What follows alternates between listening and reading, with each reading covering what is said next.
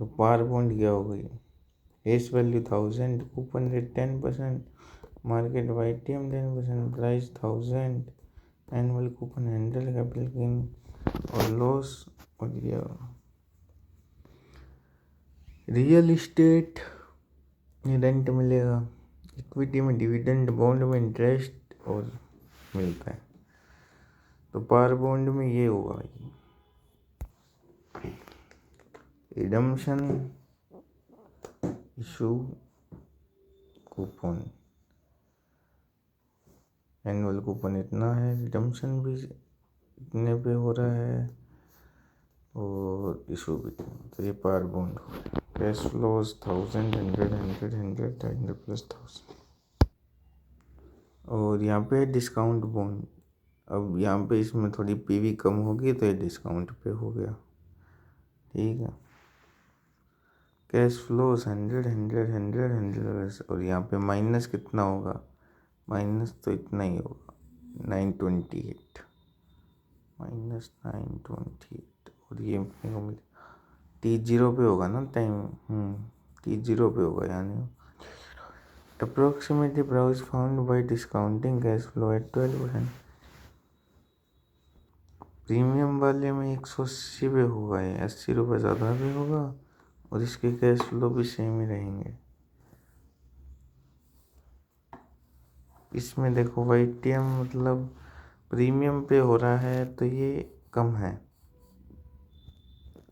Premium पे हो रहा है तो YTM कम है, डिस्काउंट पे हो रहा है तो YTM ज़्यादा है और पार पे हो रहा है तो YTM सेम है। ये याद कर लेना, यहाँ पे लिखा भी हुआ होगा। हाँ, बॉन्ड टाइप पार है, equal to par coupon is equal to YTM।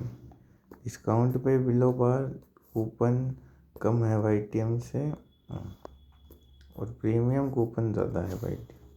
For computation purpose coupon PMT YTM YY या required. Computation of YY annual versus semi annual, annual का मतलब ज़्यादा आएगा और सेमी एनुअल का कम आएगा, सेमी एनुअल का ज़्यादा आएगा।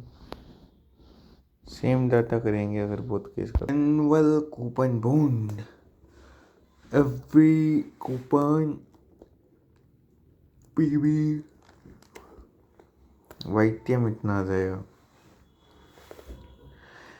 और अगर यही सेमी एनुअल होता फिर because the bond issue above par the YTM must below coupon rate annual compounding major.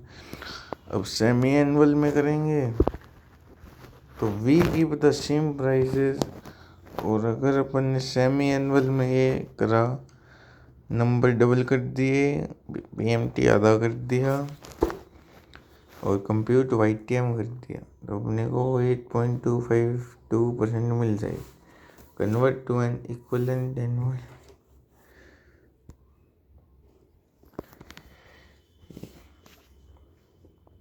interpretation. Semi-annual compounding splits coupon into two equal parts. We get halfly first, then multiply by 2 to get YTM. Note, तो YTM इतना, semi-annual इतना, tiny difference due to compounding. Student takeaways. We get halfly first, then multiply by 2. ठीक है, मतलब ये भी semi annual कर दिया तो भी अपने को वैसे तो ओवरऑल YTM से कम ही मिला है, लेकिन ये हमेशा रहेगी कि नहीं ये अभी भी एक क्वेश्चन मार्क। इससे थोड़ा सा ज़्यादा है लेकिन 7% से तो कम ही है ना। Student take away, same bond same coupon same maturity does not always same YTM, क्योंकि सेम मैच्योरिटी होगी because compounding matters. Annual bond semi annual bond तो ये कंपाउंडिंग हो जाएगी, अगर मैच्योरिटी तो उतने साल के लिए थी लेकिन कंपाउंडिंग थोड़ी सी मैटर होती। आपका काम आसान करने के लिए मैंने पूरी टेबल बना डाली। More frequent compounding, slightly higher bond, equivalent YTM, और यहाँ पे ऑलवेज चेक करेंगे अपन periodicity before solving YTM। Coupon frequency annual annual और 7% आता है, 7 का आधा करा, आधे का आधा करा और इसको 12 से डिवाइड करा तभी आ गया।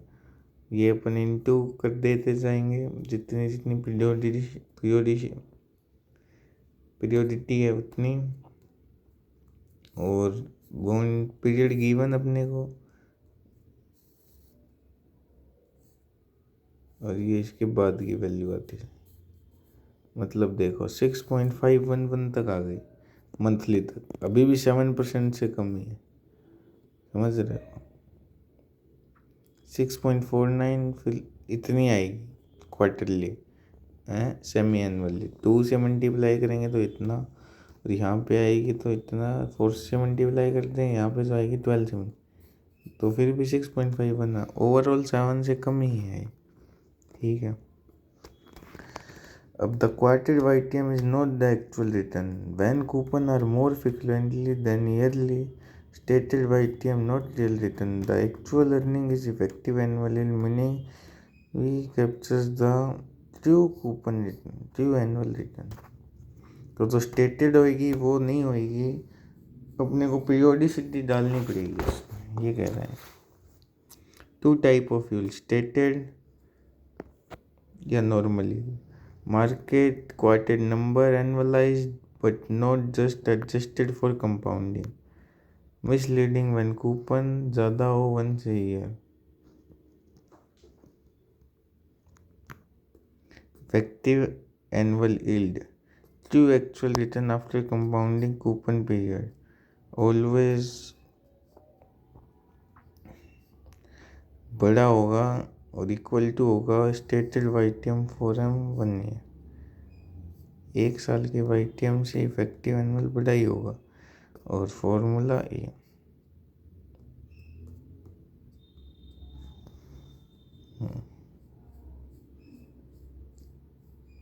सही, 1 साल के से बड़ा होगा अगर इसमें पीरियोडिसिटी लग जाती है।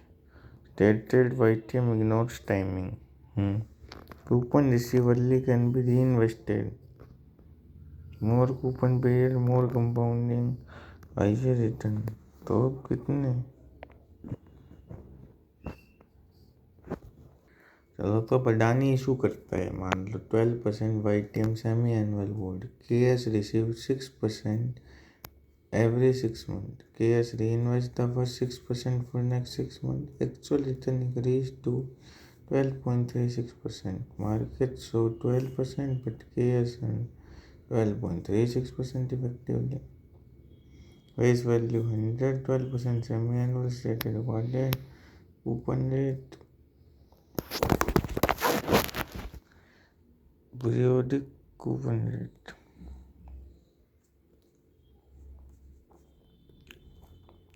तो यहाँ पे मैंने बताया कि इसने री इन्वेस्ट कर दिया, 6 वाला वापस 12% पे री इन्वेस्ट कर दिया 6 मंथ के लिए, तो 36 आ गया। और ऐसे ही अपन अब इसकी निकालेंगे इफेक्टिव एनुअल रेट, तो 12.36%, और इसकी एक्चुअल कितनी थी, एक्चुअल 12.12% थी, तो ये ज़्यादा आई है। डी यहाँ बता रखा है इसने, ये PV 12.36%, और ये करके इतनी आ गई।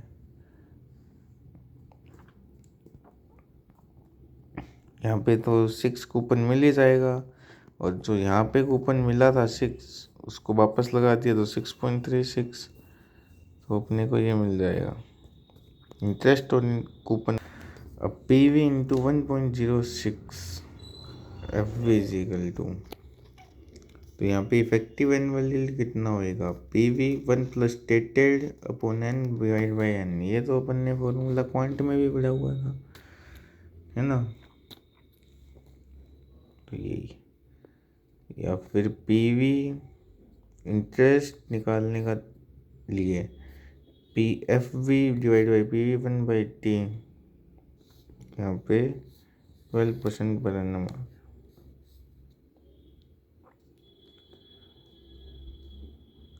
ये FV तो नहीं है, हाँ ये FV, ये PV, और अपने पास पर पीरियड का एनएम का निकाल, ये शायद वो स्टेटेड निकालने का। अगर एफ वी पी वी पता हो तो इस मेथड से निकाल लेना, और अगर वाई टी एम पता हो तो stated Y T M N by N करके सीधा।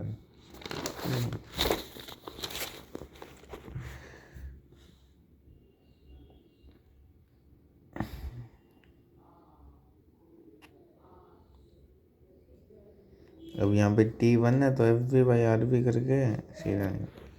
अब स्टेटेड वाई टी एम निकालना है, इससे इफेक्टिव से। इफेक्टिव का फॉर्मूला क्या होता है? 1 प्लस स्टेटेड एन, तो यहाँ पे 1 प्लस होगा, यहाँ पे एन हट के 1 बाई एन आ जाएगा, एन हट जाएगा, फिर -1 आ जाएगा, इंटू में एन आ जाएगा। ये हो गया अपना क्वार्टेट